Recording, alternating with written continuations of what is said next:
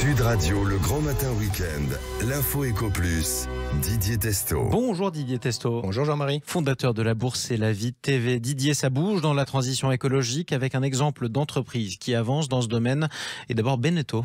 Oui, le groupe vendéen est devenu un leader mondial dans la plaisance. Lors d'une présentation aux investisseurs à laquelle j'ai assisté, a donc présenté des projets, des produits concrets dans ce sens pour réduire l'impact environnemental de la plaisance. Il innove notamment avec deux nouveautés, les matériaux composites et les systèmes de propulsion. Alors, les matériaux composites, il y a un groupe de travail et lui-même, Beneteau, agit avec Arkema, qui est une autre entreprise de la chimie, pour une résine 100% recyclable, avec un bateau, le First 44E, qui est une vraie prouesse industrielle, on peut le dire, intégralement réalisé avec cette résine, donc dans le cadre de ce partenariat.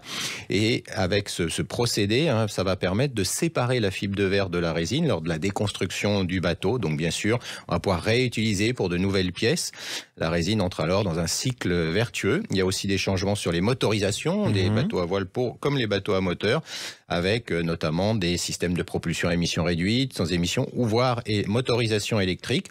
Pour la division bateau de Beneteau, il y a un objectif d'une croissance annuelle moyenne de 10% d'ici 2025. Donc on peut évoluer dans ce sens-là tout en ayant de la croissance. Des bateaux qui polluent moins et qui sont à la fois recyclés et recyclables. Tout le monde, toujours dans le domaine de la transition écologique, place à l'aérien. Vous nous en parlez aujourd'hui ? Oui, avec Air France-KLM et Total Energy qui ont signé un accord avec un carburant, le SAF, qui sera produit par Total Energy dans ses bioraffineries, qui sera mis à disposition des compagnies aériennes, donc notamment le groupe Air France-KLM. Point positif de ces carburants, ils vont réduire les émissions de CO2 de moins 80% en moyenne.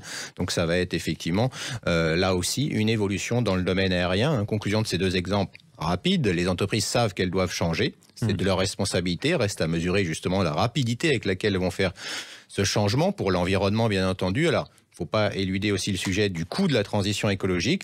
Mais si on a ces deux bons exemples du jour, on peut aussi celui trouver plus mauvais, celui d'Exxon, qui lui préfère racheter pour 50 milliards ses actions plutôt que d'avancer sur la transition. Exactement, mais Exxon, ça reste un groupe pétrolier. Un sujet, Didier, qui fait du bruit dans la finance, car c'est un acteur important dont il s'agit. Oui, de Blackstone, d'une des très grandes firmes de capital investissement mondial, qui a annoncé qu'il allait limiter ses retraits et les retraits de son fonds immobilier en décembre, un fonds non coté de 69 milliards de dollars. Les investisseurs se précipitaient pour en sortir. Raison invoquée, l'augmentation des demandes de rachat.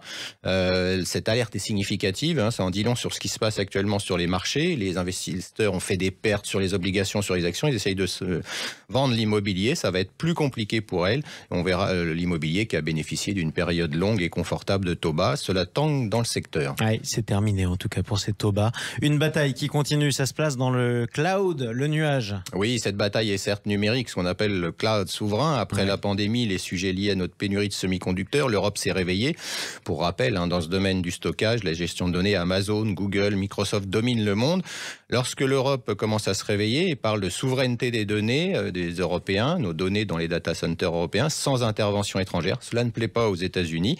La Chambre de commerce des États-Unis l'a fait savoir via Reuters. Elle parle de protectionnisme et d'attitude contraire au libre-échange. C'est juste ce que j'ai envie d'appeler une belle escroquerie intellectuelle. Mais alors du coup, Didier, c'est du protectionnisme ou c'en est pas ?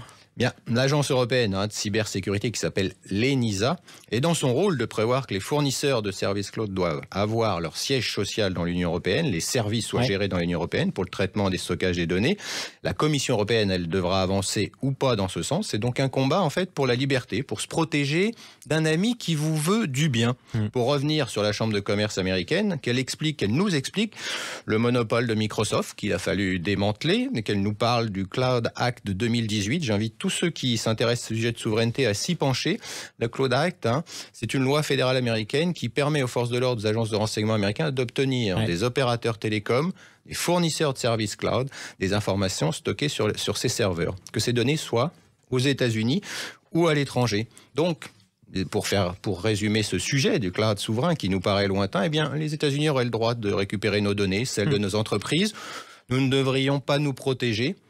Que je sache, nous sommes un pays indépendant. L'Europe doit l'être aussi. C'est le combat le plus important du siècle dont je parle aujourd'hui. Aucun politique par n'a conscience par naïveté ou lâcheté, je parle des nuages informatiques, des serveurs, de nos données, elles sont bien terrestres et risquent d'être exploitées aux États-Unis. En novembre dernier, DocaPost, la filiale service numérique du groupe La Poste, s'est alliée à Bouygues Telecom, Dassault Systèmes, la Banque des Territoires pour créer Numspot, un début, mais qui demande d'autres actions de l'écosystème tricolore américain. Et j'aurais juste terminé sur une phrase, Jean-Marie.